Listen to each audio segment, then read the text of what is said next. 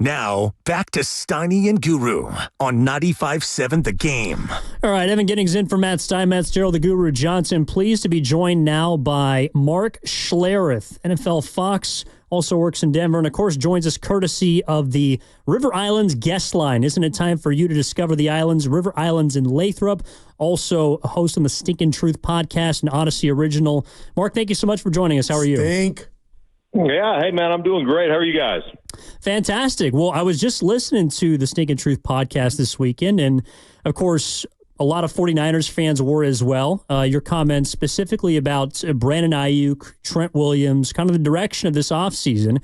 And so I kind of wanted to start first with Aiyuk and, this idea of holding in as opposed to holding out, because Trent is holding out, Aiyuk is holding in. This seems like a very recent development or strategy that players are using. And you, as someone that's been in those locker rooms, I guess my first question would be, how would you look at a teammate if they had 1 foot in, 1 foot out in regards to Brandon Aiyuk? Yeah, I don't know. I mean, I just feel like if you're going to hold out. But I get it. You're trying to ultimately not get fined or whatever. I don't know. I mean, you're there. Like you said, 1 foot in, 1 foot out. I just am more a believer if you're gonna send a message. I mean, send a message. Drop a set and send a message. Don't show up. But I don't know that it really matters that much either way. I mean, obviously he wants a new deal and he's asked for a trade. And I guess the one thing I don't want a bunch of negative energy at camp. I would just like when a guy comes in, he's ready to work. He's ready to be a part of the team. I don't want that negative energy. And I'm not saying that he is giving negative energy. It just feels, that would be a potential of a disgruntled employee, sitting around and not actually participating, that it would be an opportunity to create some negative energy and to put that around some of your young players. And I'm not a fan of that. I'm not a fan of that type of atmosphere. I just know how hard it is to win championships. I know how close they've been in San Francisco. I know the kind of, sacrifice and the kind of teammate you have to be to have those things happen for you. And that just feels like it creates negative energy to me. Mark, let me take you, you help me out. Let me take you back to draft night when the Niners took Pearsall. I was shocked because I was like, man, the Niners got 2 of the most unique wide receivers in Debo and Aiyuk, and now Aiyuk wants to get paid like a Tyreek Hill or Jaden Waddle or Justin Jefferson, but I still haven't computed in my mind why they needed Pearsall. I'm not Kyle. Now they don't want to pay Aiyuk. My question to you, Mark, is what group do you have Aiyuk in? Like, how good of a receiver? Is he in that group with the top-tier receivers to you? How good is he? Well, I would tell you this. I've done enough 49er games over the last couple of years that when you talk to the opponent and their defensive coordinator, their priority isn't Aiyuk. We got to figure out a way to shut down Aiyuk. The philosophy is, hey, man, if Aiyuk beats us, then so be it. The philosophy is we got to shut down the 49ers' unique running game. We got to shut down Christian McCaffrey. We got to shut down the dual threat of Deebo Samuel, not only running the ball, but catching the ball and his yards after catch.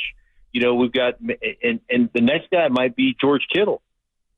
So you're talking about, when you look at how stacked they are and how good they are schematically and the players that they have, listen, this is no offense to Brandon Aiyuk. I know people get offended, but he really is the third option, maybe the fourth in that offense. And I know that he's got more catches than everybody else. I get that, but there are coordinators that are trying to force the ball to him over getting it to McCaffrey and everybody else. So again, where would I put him? Do I think he's in the same conversation as, do I think if he lined up at the X receiver where they're rolling coverage to him and they're jamming him with the safety over the top and they're doing all the, do I think he would line up with Justin Jefferson or A.J. Brown or Devontae Adams or some of those top tier guys?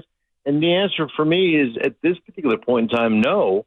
But until he gets into a system like that, I guess we'll never know. But, I look at it like, do I think he's elite? Do I think he's one of those elite matchup guys that make you shake in your boots as a defensive coordinator? No, I don't. Mark Schlereth joining us on the River Islands guest line. You can check out his Odyssey original podcast, The Stinkin' Truth, and discussing a bevy of subjects really over the weekend concerning the 49ers. And I imagine that one of the reasons why people are pocket watching, whether it's Aiyuk or Trent Williams wanting guaranteed money, it's kind of there's this looming contract of Brock Purdy, which he is eligible for in March of 2025 next season. And look, Tua Tagovailoa just got 53 per year. Trevor Lawrence is getting 55 per year. Jordan Love. All of those quarterbacks are a little less, at least on paper, less accomplished than Brock Purdy. I'm not asking you to necessarily rank them, Stink, but I'm curious, when you are looking ahead at what you are going to probably have to pay him, doesn't that also factor into Ayuk's place in the present? Because Brock Purdy at this point might be a $60 million quarterback next year. Yeah, and it's crazy when you start thinking about all the different guys they're going to have to pay, and and who's on the books, who comes off the books, how you manage the books. One thing about the cap is that it's fungible. I mean, you can manipulate it any way you want to manipulate it, and you can always come back to guys and renegotiate, and lower their cap value, and create space and all that. But yeah, Brock Purdy is a guy that, obviously, last year, right up into that Baltimore game, I mean, he was the leading candidate for MVP. He played that well throughout the entirety of the season, and I don't think that that's going to change. I think he is outstanding, and he plays with a bit of a chip on his shoulder. And I personally, I love it. I love the way he approaches the game, and the fact that that he was Mr. Irrelevant, and that dude's got some competitiveness to him. So yeah, you're trying to manage that. You're trying to manage, which direction you're going to go in and how much you're going to have to pay Brock Purdy, and then developing younger players along the way also. So yeah, there's a lot of juggling going on there with San Francisco. But again, like, Brandon Aiyuk is a fine player. He's a really good player, and he's incredibly productive. But, again, when you're game planning the 49ers, he's maybe third on that list of guys you got to take away. So do you pay that guy? I would ask you guys, do you pay the guy who's the third option, top receiver money? Part of this, but before you answer that, part of this is my belief that a receiver in a game where everybody's dependent on one another to produce, the most dependent position in football is receiver. So, I mean, I'm not one of those, we're just one wide receiver away from winning a championship. I think the next time that happens will be the first time it happens. But I would just sit here and ask you guys, do you think he's worth top 10 money? Wow, Mark, that's the $1 million question. I'll say this. I think Brandon Aiyuk is a top 12 receiver in the league. I do wonder what happened on the Super Bowl. In the Super Bowl, 6 targets, 3 catches. Was that because of the offense or what was around him? I don't know. But what bothers me, Mark, and why I keep bringing this up is I'm leaning towards no, because why would Kyle and John draft another receiver? They had, am I wrong to think maybe they thought about life without Aiyuk?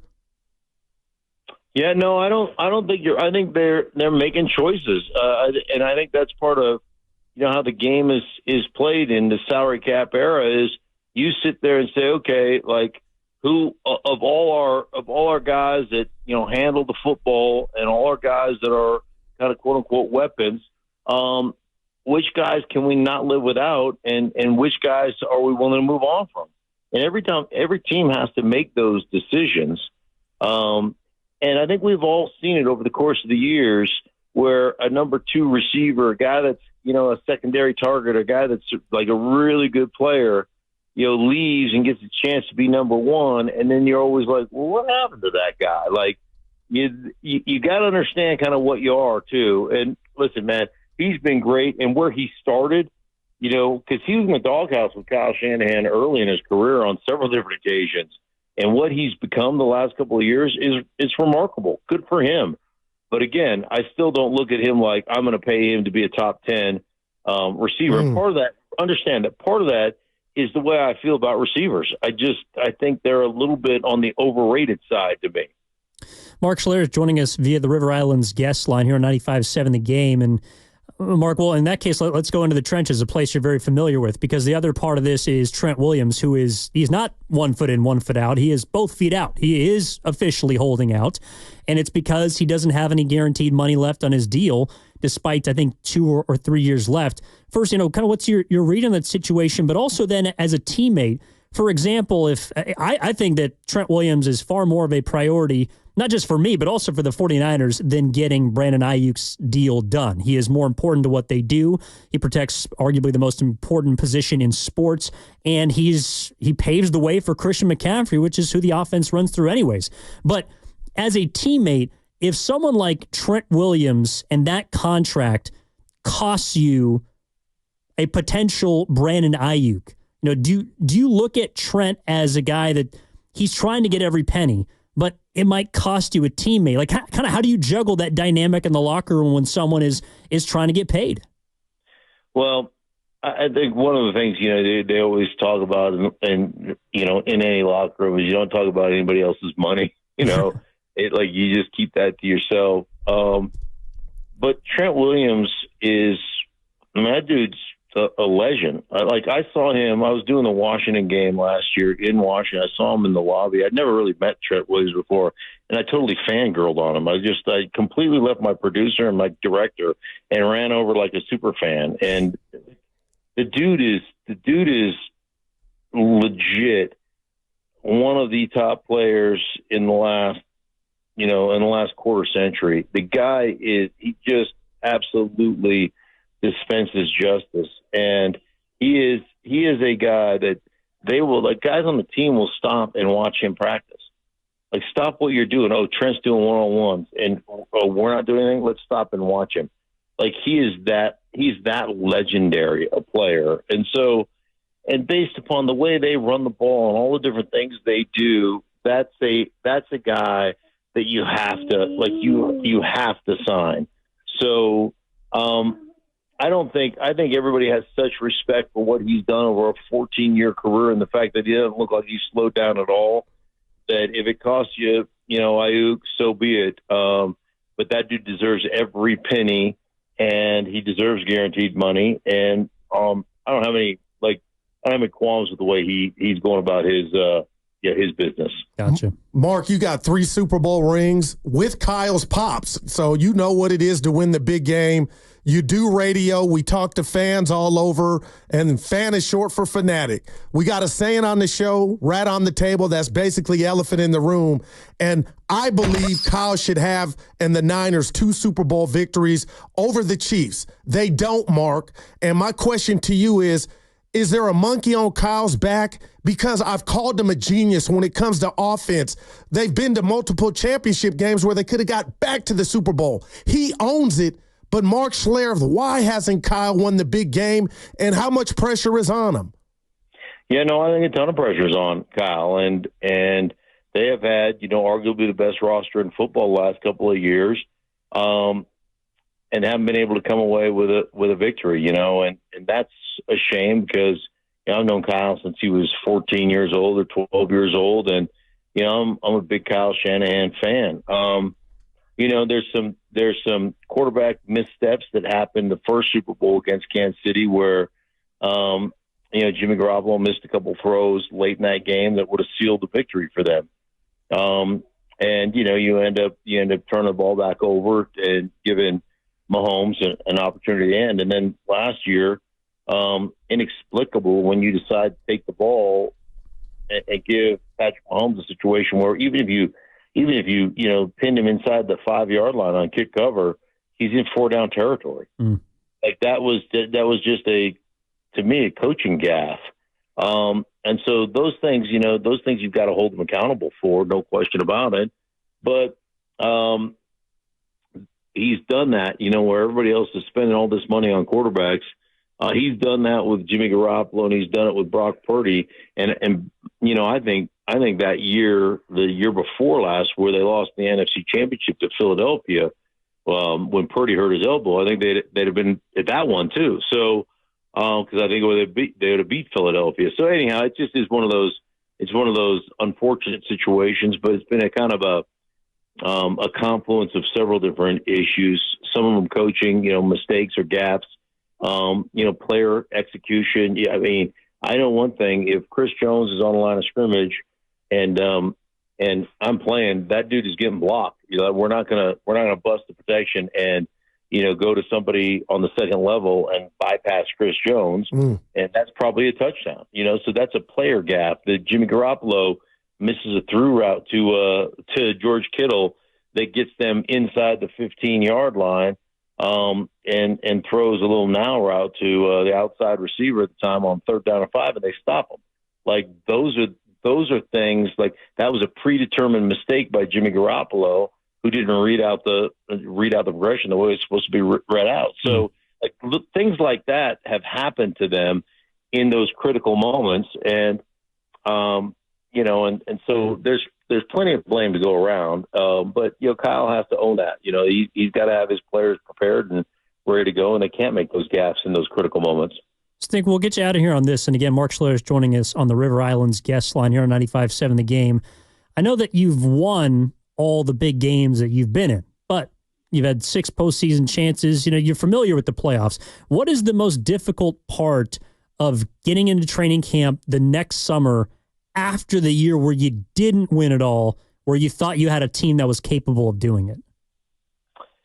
Yeah, just the depth of the season, how long you play. You play an extra 3 or 4 games, it beats you up a little bit, less time to recover, and then by the time you get back into the gym, sometimes it's I've got to go instead of I want to go, and so I think that happens to you to a degree.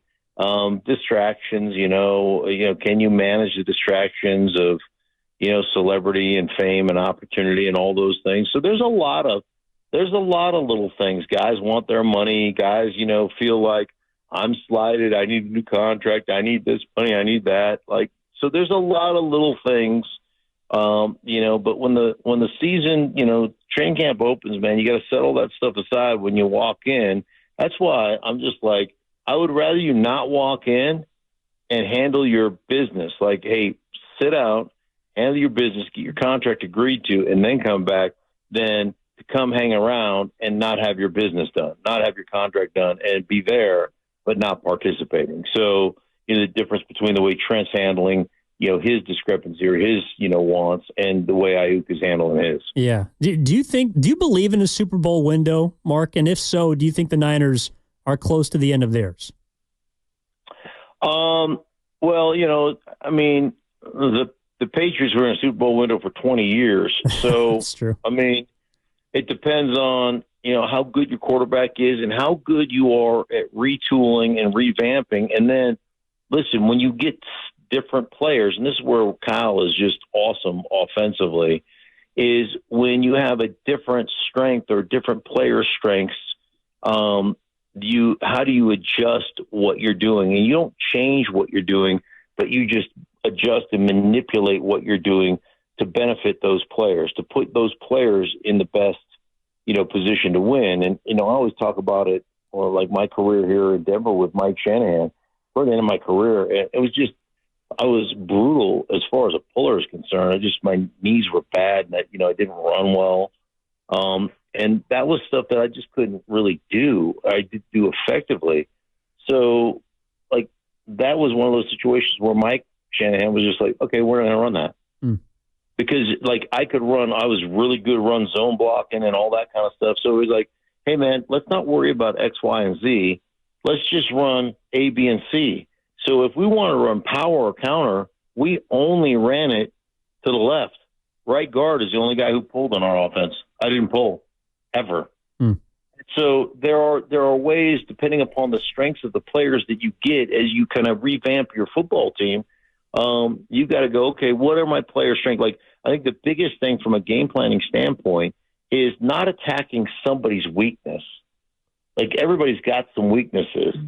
It's not the biggest strength of an offense is not just your ability to attack somebody's weakness, but a bigger strength than that is to mitigate your own weaknesses. So to really be honest with yourself when it comes to what we are and what we aren't, and where we need to protect ourselves. And those things, I think, are, that to me is coaching. Gotcha, Mark. And again, you can get a lot more of this great breakdown on Odyssey Original Podcast, The Stinking Truth with Mark Schlereth. Mark, thank you so much for joining us. We appreciate it. You got it, guys. Take care.